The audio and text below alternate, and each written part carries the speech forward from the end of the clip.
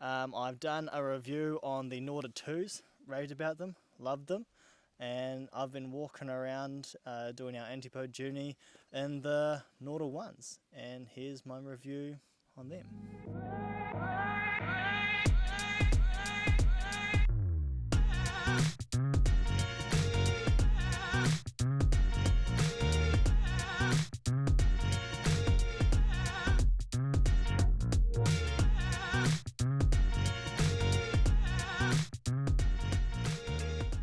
Cool, so the Norda 1s.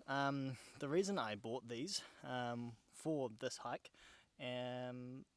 comparing them between something like the Vivobarefoot hiking boots, was because I measure myself doing a little bit of running and things while I'm overseas for 3 years working.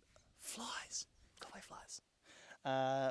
Doing a bit more running while we're travelling around, and so yeah, I just struggled to do a bit of mileage, and good mileage in full barefoot shoes without having DOMs for quite a while afterwards. So I was like, okay, I'm going to go to the trusted Nordas and go for something with a little more plush and cush, just to be a little more easier on everything as we go along. And yeah, they are a great shoe. I think they're just as good as the Norda 2s, the difference being stack height and a difference in like sort of the heel cup here. I did think they were the exact same version, basically, of the 2s, but with more stack height. Not quite true, in the fact that there's a slight difference in their engineering around the heel. But the guts of them is the same, like the whole ethos that they last long, the sole is grippy and does what you want it to do. And I find like that midsole gives a nice plush ride, which is pretty comfy.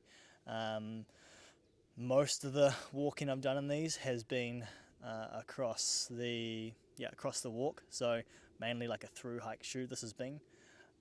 I've found it's held up pretty well on the wear here. Now, they wore really quickly when my pack was really heavy. So when I first started along the Great Glen Way, I had heaps of gear, had my tripod, my DSLR and a lens and everything that goes with it. So I decided it was time to send that home. My pack was creaking and groaning, I was creaking and groaning, and not a very happy boy.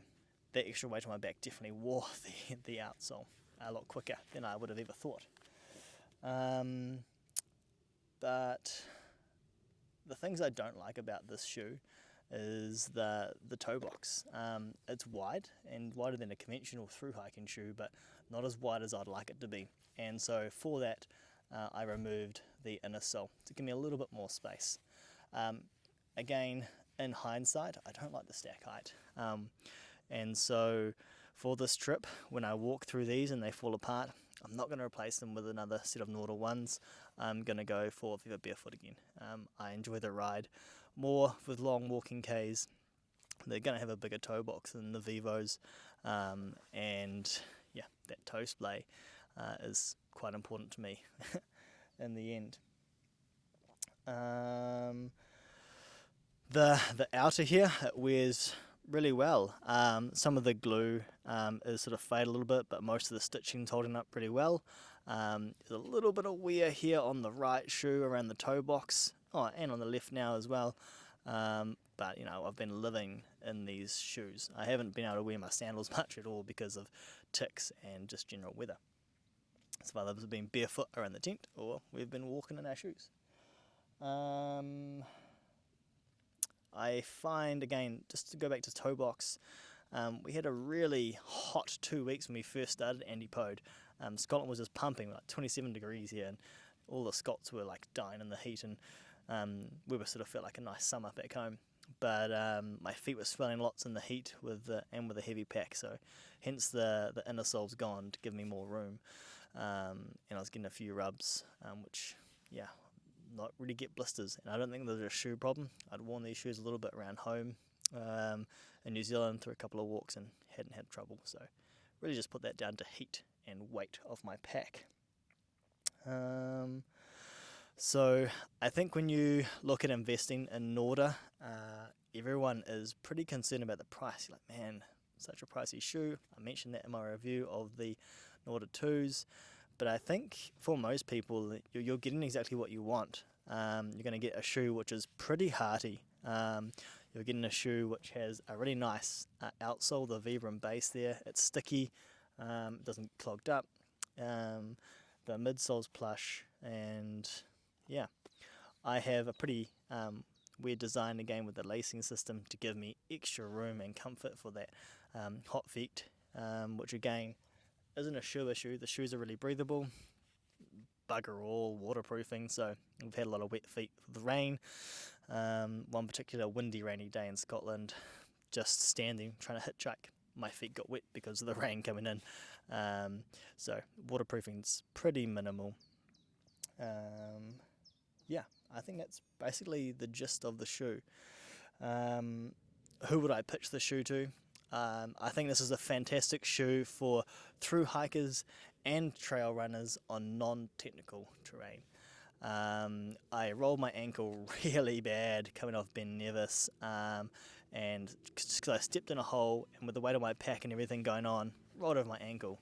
Carrying on back to here, and so I think, yeah, again, technical terrain, I've always been one for lower stack height, and that's never changed. It's always been a personal preference, and that was something I considered a lot between investing in a new pair of Vivos or investing in the Norda ones, and now I can say I would suggest the Norda one. I would suggest the Vivos for myself over the Norda ones, just for pure comfort and having more feel for the ground. But it's a great shoe. It's done everything it said it's going to do, and yeah, I can be pretty happy with that.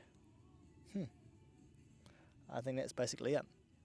If you've got the Dosh, throw it at the Nordas. If you're looking for more technical stuff, perhaps the Norda 2s are more for you. With the through hiking, you might want a little bit more cushioning. But if you're pretty minimal, Vivobarefoot, that'd still be my go. Yeah, available online anywhere.